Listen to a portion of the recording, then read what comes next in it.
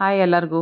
ಇವತ್ತು ಉತ್ತರ ಕರ್ನಾಟಕದ ಯುಗಾದಿ ಹಬ್ಬದ ಸ್ಪೆಷಲ್ ಬೇವು ಹೆಂಗೆ ಮಾಡೋದಂತ ತೋರಿಸ್ತೀನಿ ನೋಡಿ. ಅದಕ್ಕೆ ಬೇಕಾಗಿರೋ ಸಾಮಗ್ರಿಗಳು: ಒಂದು ಚಿಕ್ಕ ಬೌಲು ಗಸಗಸೆ ತೊಗೊಂಡಿದ್ದೀನಿ,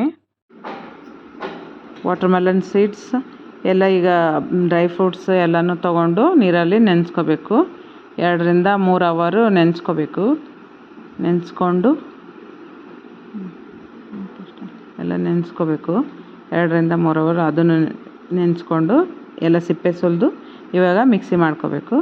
ಎಲ್ಲ ಫ್ರೂಟ್ಸ್ ಎಲ್ಲ ಕಟ್ ಮಾಡಿ ಇಟ್ಕೊಂಡಿರಬೇಕು. ಅದನ್ನೆಲ್ಲ ಮಿಕ್ಸ್ ಮಾಡಬೇಕು.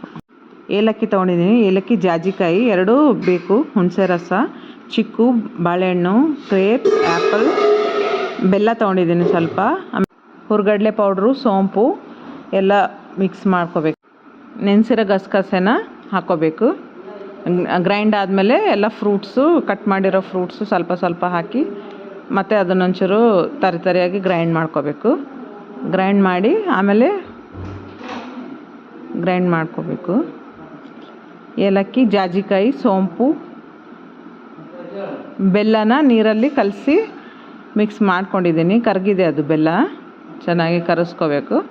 ಆಮೇಲೆ ಗ್ರೈಂಡ್ ಮಾಡಿರೋದು ಅದನ್ನು ಹಾಕಬೇಕು. ಅದಕ್ಕೆ ಹೆಲ್ತಿಗೂ ತುಂಬ ಚೆನ್ನಾಗಿರುತ್ತೆ. ಹುಣಸೆ ರಸ ಹಾಕಬೇಕು, ಕಲಿಸ್ಬೇಕು. ಸ್ವಲ್ಪ ಮಿಕ್ಸ್ ಮಾಡಿ ಮಿಕ್ಕಿರೋ ಫ್ರೂಟ್ಸು ಕಟ್ ಮಾಡಿ ಇಟ್ಕೊಂಡಿರ್ತೀವಲ್ಲ ಅದನ್ನು ಒಂದೊಂದಾಗಿ ಎಲ್ಲನೂ ಮಿಕ್ಸ್ ಮಾಡ್ಕೋಬೇಕು. ಆಮೇಲೆ ಹುರ್ಗಡ್ಲೆ ಪೌಡಿ ಇರುತ್ತಲ್ಲ ಅದು ಸ್ವಲ್ಪ ನೀರಲ್ಲಿ ಕಲಿಸ್ಬಿಟ್ಟು ಪೇಸ್ಟ್ ಥರ ಮಾಡಿ ಅದನ್ನು ಹಾಕಿ ಮತ್ತೆ ಕಲಿಸ್ಬೇಕು. ಇವಾಗ ಇದು ರೆಡಿಯಾಗಿದೆ. ಮತ್ತು ಎಲ್ಲನೂ ಮಿಕ್ಸ್ ಮಾಡಿ ಸರ್ವ್ ಮಾಡಿ. ಇವಾಗ ಉತ್ತರ ಕರ್ನಾಟಕದ ಸ್ಪೆಷಲ್ ಬೇವು ರೆಡಿಯಾಗಿದೆ. ಬೇಸಿಗೆ ಕಾಲದಲ್ಲಿ ತುಂಬ ತಣ್ಣಗಿರುತ್ತೆ, ಕುಡಿದ್ರೆ ಹೆಲ್ತಿಗೂ ಒಳ್ಳೆಯದು.